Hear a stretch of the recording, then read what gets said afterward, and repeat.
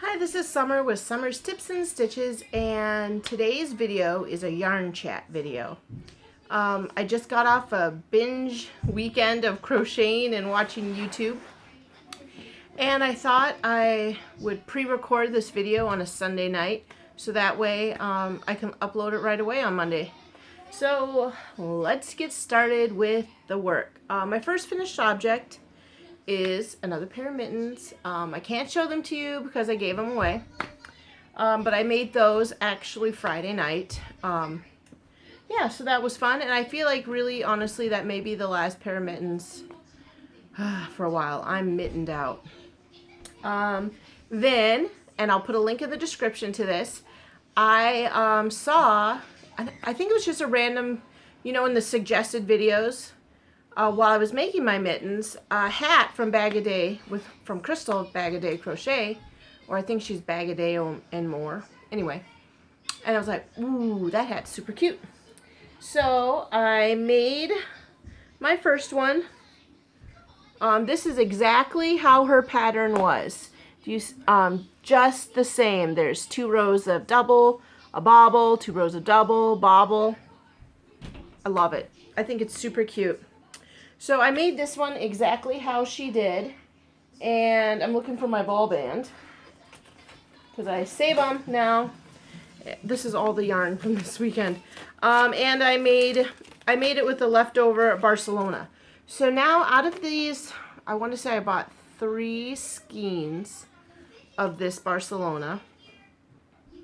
Yes, it goes 2 get 1 free, or they were 3 for $5 at Michael's. Anyway. I made the granny shrug, I made 3 pairs of mittens, and 1 hat. And I actually completely ran out of yarn. I literally have like a little tiny ball, which I'll be using for a variegated scrap GAN. So that was my second finished object from this weekend. I finished this Friday right after the mittens. Then, because I was making this hat, I was going to make 2, one for me and one of my friends at work to match the mittens that I made. And I ran out of yarn. I was like, hey, I'll see what else I can find downstairs. And so I have this yarn. This is Yarn Bee Aspen's Painted Dahlia. I got this on clearance when I first started this YouTube. So this is a stash program. This is a stash one. This has been in my stash for about a year. When Hobby Lobby had that really big sale and I bought a bunch of yarn, I gave a bunch of it away, I kept a few. And oh my God, do I love this hat. I didn't even think I would. I was like, because this I made with that Barcelona Bag a Day Crystal. When she made hers, she used like a red heart. It was acrylic yarn, but she said it was kind of woolly. So I thought, oh, well, I'll try it with this. And you see this alpaca? I think it's alpaca. Should have looked better before I checked the ball band, hey? This is 80% acrylic, 20% alpaca. Like I said, I absolutely love this hat. I put a pom-pom on this one, and this is one of those snap-on pom-poms I got off of Amazon. And then I added my own ribbing, because for some reason, this hat crocheted up smaller than the Barcelona. So I did that front post, back post, half double crochet to give it the ribbon look. Oh my gosh, I love it. I love this hat so much. I will say though, I did not like working with this yarn. First of all, it gets caught up on itself. So if you make a mistake, it's like kind of pulling at it. And then secondly, there's all these little hairs, the alpaca hairs. You can't see it in your video. You can sort of see like the little halo of it. Well, it was all over my Boy Scout sweatshirt. So I was kind of bummed about that. But this hat is super cute. So I made these 2 hats. One from my stash and one for a friend. Then I decided, because these hats make up real quick. Yeah, because I made them both. No, I think I made the alpaca one Saturday morning. So then I thought, hey, while I'm digging in my stash, I'm going to cover, actually what it was is we finished a jar of pickles. And the last time I was going to cover jars and crochet, my daughter snatched up my jars, took them outside to catch bugs in. So when we finished up this jar of pickles, I thought, ooh, I'll crochet on this one. Just like Yarn Joy. I can't remember her name. Well, anyway, I'll put a link in the description to her video. So I covered this jar, and this is actually, I don't know if any of you will recognize this, this is that very first cake of darn good yarn I ever got. It has been sitting in my stash. This is the one that smelled peculiar in a plastic bag. So after I finished that, I actually started, I was going to make something to go on the lid. As you can see now, I got knitting needles sticking out of it. But originally, I crocheted a circle, and I wanted to like try to glue this. If you can see, I have a ruffle going on there. I wanted to glue it to the lid of the pickle jar and have this lid. So I did the back loop only to kind of give it that curve down. And then I realized, you know what? This looks like a cute coaster.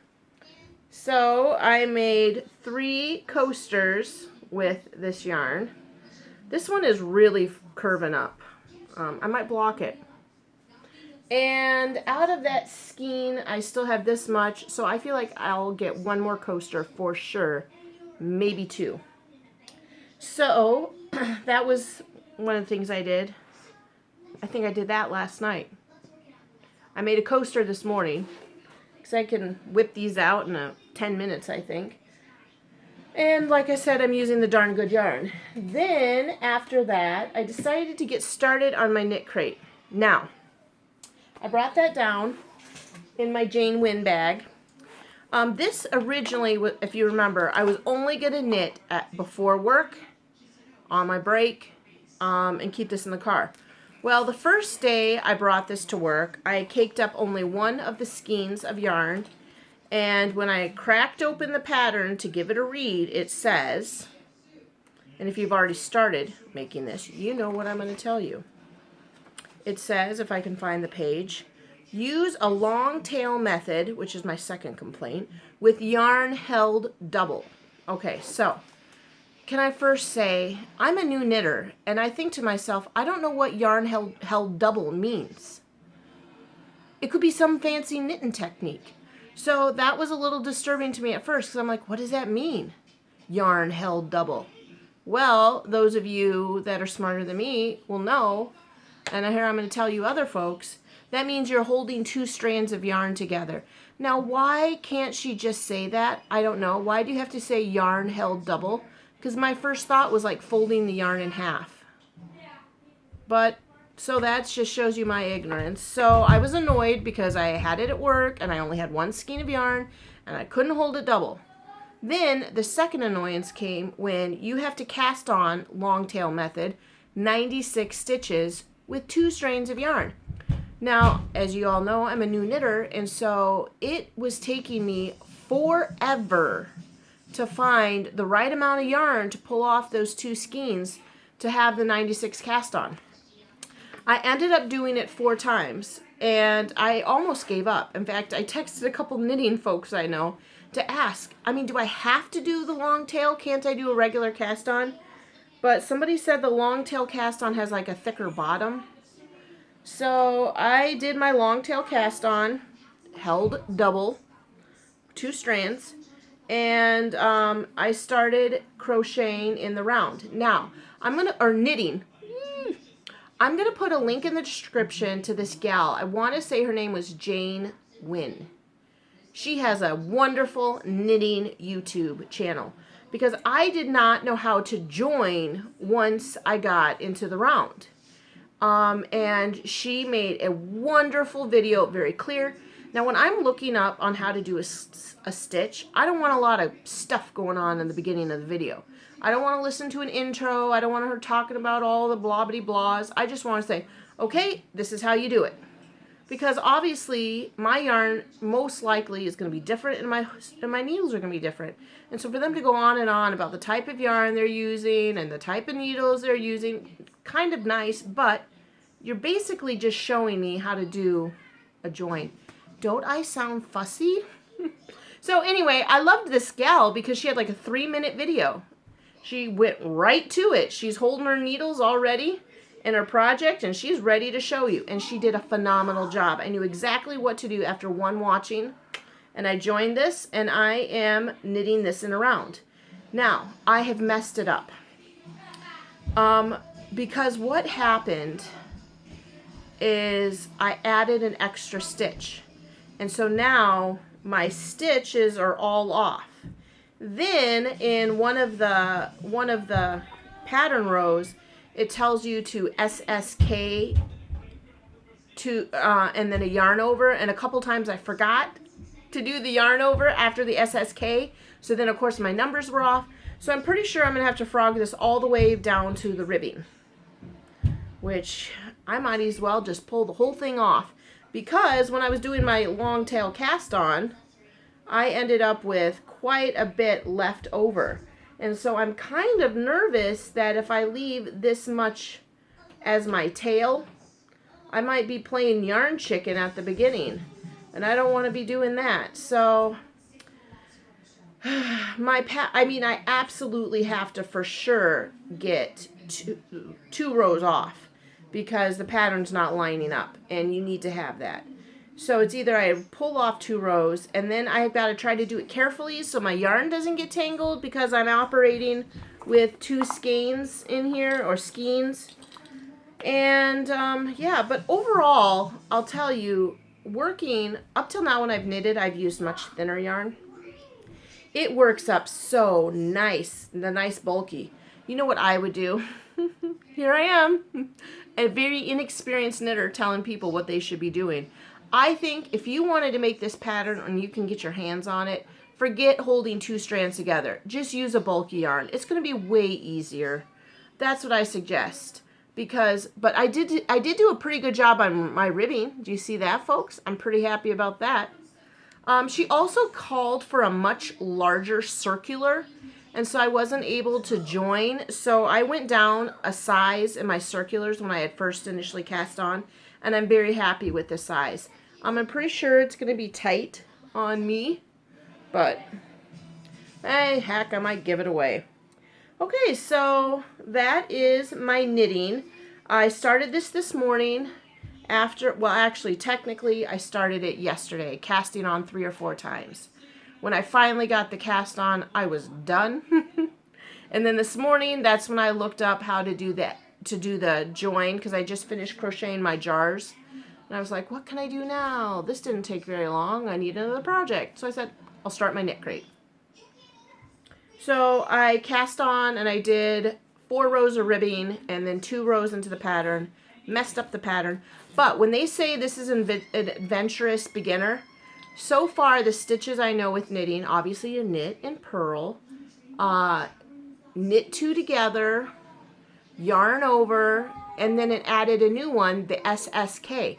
And this is a crazy thing where they have you take the stitch, 1 stitch, 2 stitches off, put them on your one, then put them back on the other, and then you stick it around the back, wrap, and pull it off. I just think that's nuts. But that's what they have you doing, and I'll do it. I am sure there's a reason they want you to take them off the one, put them back on the other, and then put them back on the first. So that's my knit crate. It's coming along. I honestly think that if I can just spend 1 afternoon focusing on it, I probably could have it done. And then I might just make another in a different yarn color, because for some reason, I can't just make one of something. I gotta like pump up a billion of them. Okay, so that's the knit crate. If you have the blush and you are a beginner knitter, I'm pretty sure if you could do this, and like everybody told me, adventurous beginner, it's really a very, very easy to follow, except for that held double situation, whatever that was. Okay. Now, the last thing I have on my list of things that I've been working on this weekend, let me move my coasters over, is I am making, this is how much yarn is left over from the alpaca hat. Not much to do, not much can be made out of that. Okay, so what I started making, and basically it's The ball bands that I have left over from that is there's a little I Love This Yarn in there and some Red Heart Super Saver. I am making, oop, it's fallen off, another star pattern blanket out of scraps. So I mailed off some scraps to Rambling Mountain Rose, or Rambling Rose Mountain. She teaches crochet and wanted some scraps, and I said, sure, I have a ton of them. I just been saving them in little balls in these little plastic drawers. So I gave her a bunch. I pulled a bunch and made that first star blanket. But then when I was like pulling out my scraps, I put similar colors together. That's why it kind of looked really nice together. But in this one, I kept aside the colors to look like a rainbow. And so that is this one. This one's rainbow. Now, for this blanket, I am bringing this to my classroom because my little 4-year-olds have to rest. And there's a few of them that often forget their blankets. And so I thought, you know what? If I can just make up a little blanket, they just only have to lay for 20 minutes and rest. And so I thought, oh, maybe I'll take some of my scraps and make a rainbow blanket. Little kids love rainbows and they love stars. As I've said before, whenever I do the star pattern, I try very hard to make, at the minimum, a perfect star in the middle and, if I can, a next star perfect. Because I really think that when you do that, you don't notice as much when the other colors aren't lining up. And here I've got a red, an orange, and then partway through I have like an in-between orange-yellow. And then I did the yellow, obviously, the blue, one light blue, which this is an I Love This Yarn. This is a Red Heart. And then this is one purple, a darker purple. The darker purple is Red Heart, and the lighter one is an I Love This Yarn. I have one more purple. And then I have a little bit left of the other colors, just a tad bit. And what I did is something that Ella said, from Ella No Catchy Name, that she said she saw a couple other people do. Maybe Llama Mama and the gal from Yarn Joy, or Crochet Journey. I'm going to be honest. Some of these names start to mix together, especially after I've spent a weekend watching YouTube and crocheting. Anyway, what I'm doing is I'm taking the little bit left and I'm balling it up. And then I'm just building a big multicolored ball with whatever I was able to use to complete a star, tucked it in there. So I've got a fair amount of that growing. What I'm going to do with that, maybe I'll just do a straight up ugly one and not care.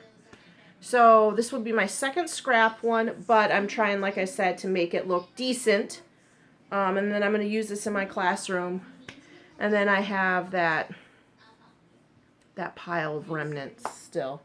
And then I think I'm pretty much caught up, except for I do have down here, this is the last of the scrap, and this is the very last. These are the leftovers of mandalas, because they're a little smaller and a little thinner.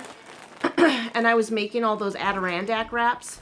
And when you make an Adirondack wrap, out of each cake, you'll have something about like that much left. And you use 3, and so I've got a lot of these left, and I'm not sure what I'm going to do. Obviously, I can't mix it with the worsted weight because it's DK. I could hold it double-stranded. So, or maybe I'll have a DK weight blanket, or maybe I'll knit. Maybe I'll knit a blanket, because I just started watching Yarning with Mimi, and she knits preemie blankets on her knitting needles. And Christ Child Society, they will take preemie blankets or bereavement blankets, and you know what those are. How sad is that for the tiny little babies? So maybe I can make a few blankets with my DK weight for those tiny little delicate babies. That would be exciting, wouldn't it?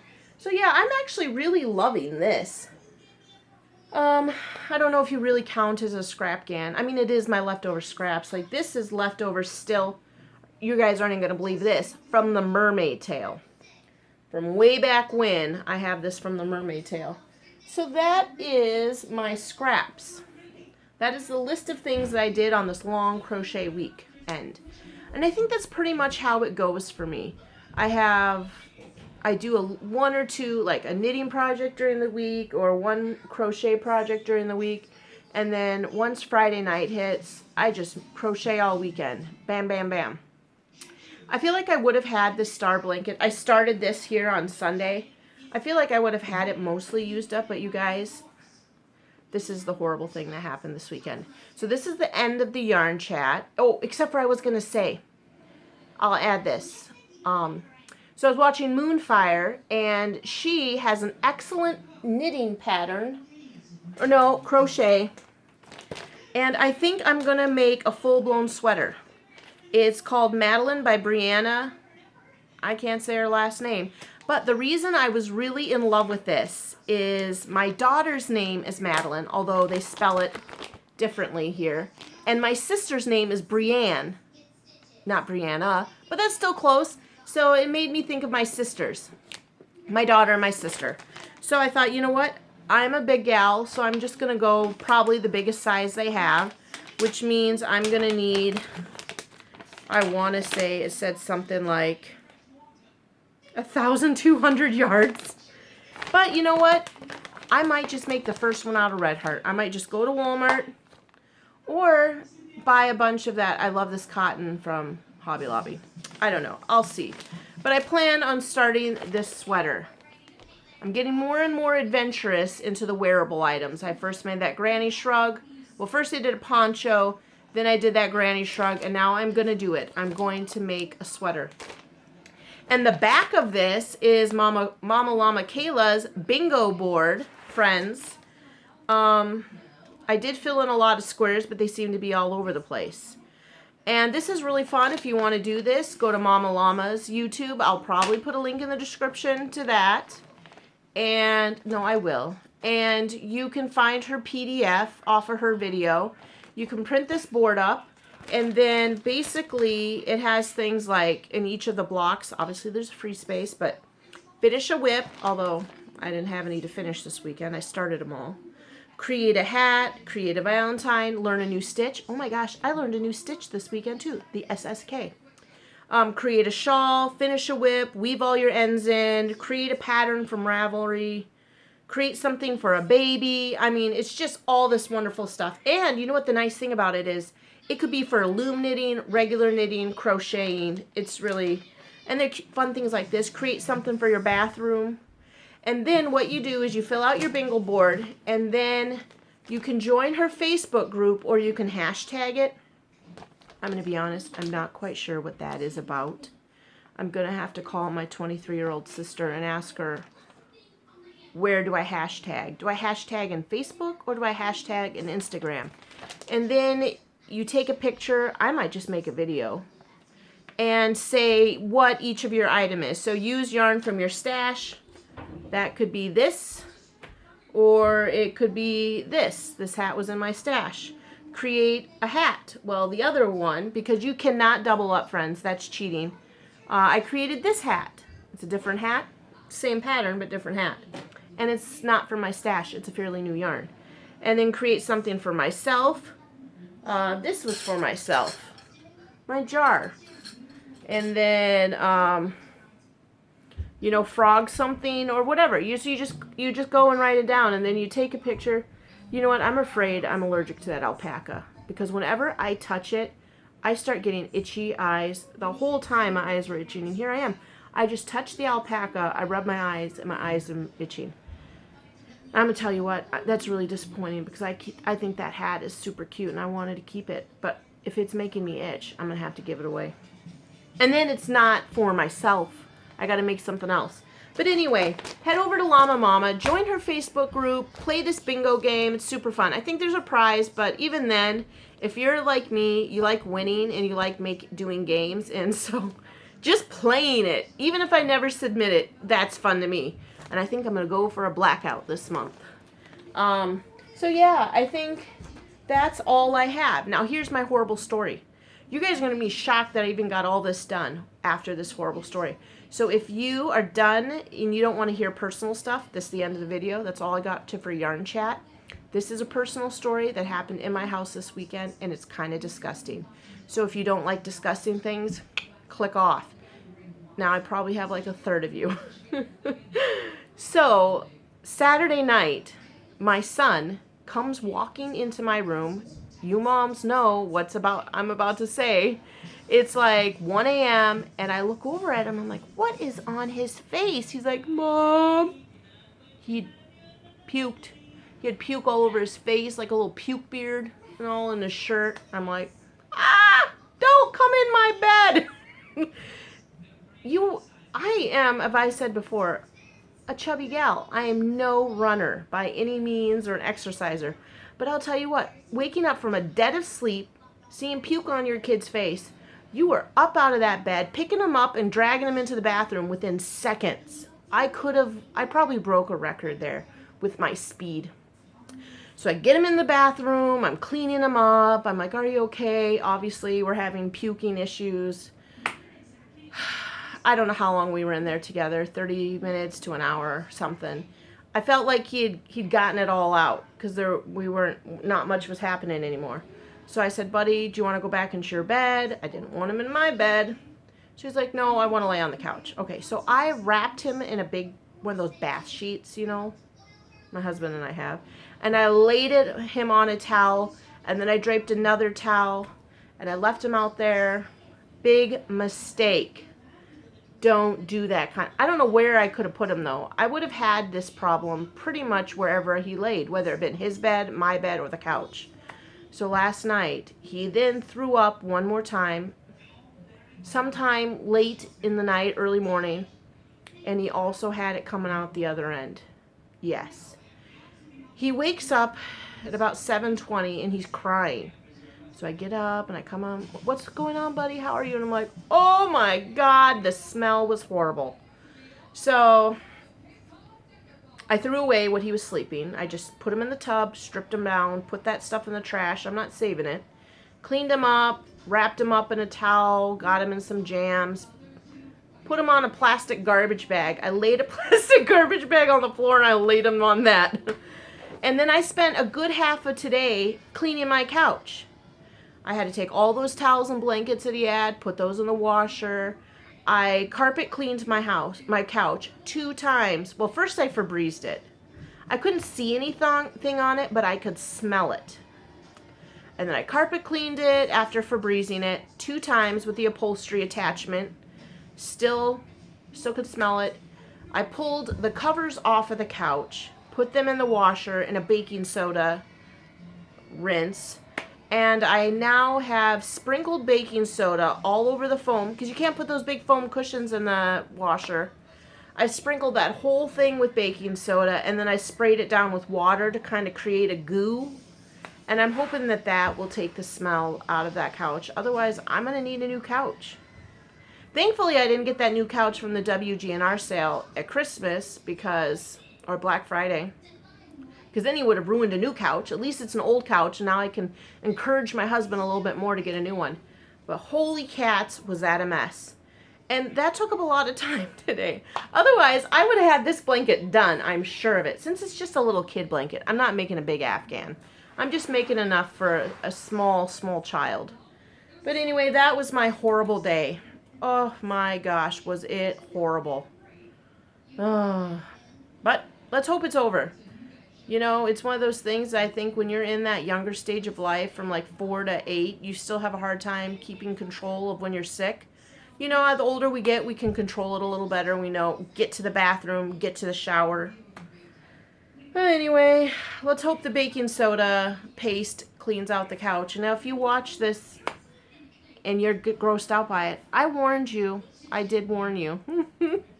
And if you survived it and you have any other ways of getting that horrible smell out of your couch, please leave that in the description. I've used Febreze, carpet cleaner, baking soda, vinegar. Not at the same time. It did not create an explosion. All right, well, that's that. I'll have this video out and running for y'all on Monday.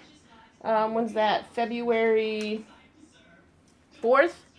And until then, thanks for watching and subscribing and sharing my videos. And happy crafting. Bye.